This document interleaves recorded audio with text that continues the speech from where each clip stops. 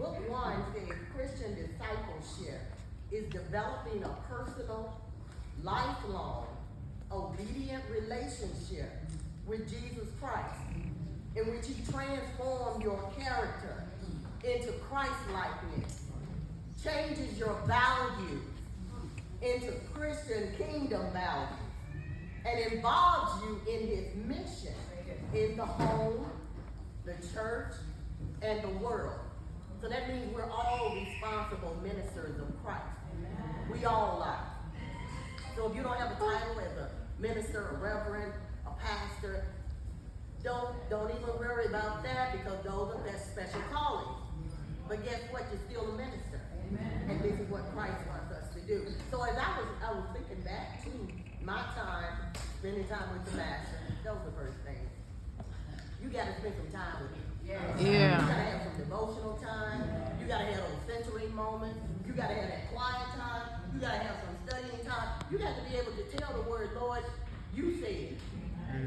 But you can't tell him, Lord, you said, if you don't know what he said. So you got to stay in his word to be able to know his word, so when times come. So Master Life is a time for us, because I feel that every believer should go through Master Life. That's what that means. That's me. That's Reverend Rosalind Wallace. That's me. I feel every church, every believer in there who proclaiming the name of Christ, want to be like him, we want to emulate him, we want to illuminate him, we want to be that light. Well, in order to do it, you got to know what he did. Mm-hmm. And that's important. So through the spending time with the Master, the praying in faith, fellowshipping with believers, all of this is important now, because we can't stand alone. Mm-mm. Witnessing to the world. Remember, we're responsible ministers of Christ. That's even on your job to that cantankerous worker that you have. You still got to be able to show love. You do. You got to speak into people. And then ministering, like I said, to others.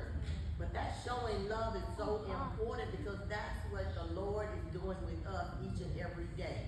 He's loving like he's never been hurt. And guess what? He's hurt all the time by us. But because he's long-suffering with us, in spite of us, he continues to love on us, and we continue to be built up more and more and more.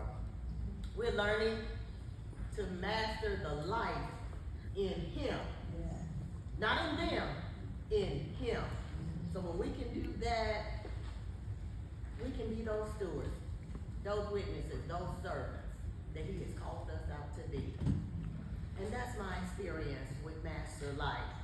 I'm a cheerleader for it, so I can tell you.